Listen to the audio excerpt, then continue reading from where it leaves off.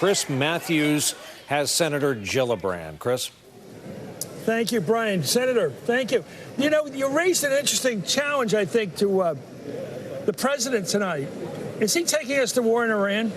I'm very concerned that he is. He has been saber rattling, he has been destabilizing the Middle East, and to not only be on the brink of war, but now Iran is on the brink of breaching themselves and beginning to create the nuclear materials they need for a nuclear weapon. It is unconscionable what he's done. He has no strategy at all.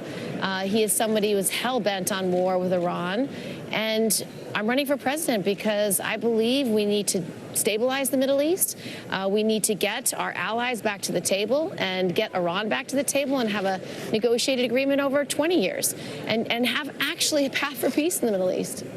Do you believe that as a candidate, if you don't get elected, well, you can't be elected the next year, but as a candidate in your voice tonight, for example, for women, do you think you can kill the Hyde Amendment? Because I just wonder if Rosa DeLauro and the others in the House are actually going to do that. I do. I am tired of being... You think you can do it? I do. I'm tired of being on the defense. And as I said, you know, the way Washington works is everything's negotiated behind closed doors. And I can tell you, every time you close that door... But there are women behind those doors, too. Compromises are made on the backs of women. Right. They're the first rights thrown out the window.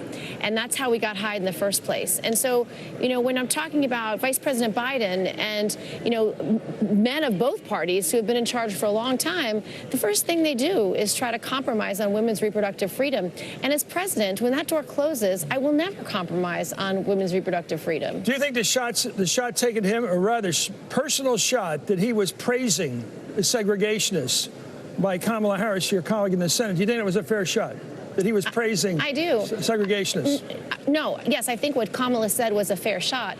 And I can tell you, you know, it's not up to just black women and brown women to be fighting for ending racism and to fight against the wealth gap between black and white America. It's also incumbent upon white women like me to lift up their voices and fight for them, too. And so I have a very comprehensive approach about how I will address the racial wealth gap as well as institutional racism and systemic racism, from things like ending maternal mortality to having postal banking and legalizing and decriminalizing marijuana, as well as ending cash bail. Senator Kirsten Gillibrand, you got your message across again. Thank you so much for coming here. Back to you, Brian Williams. All right, Chris, thank you very much. We know other candidates are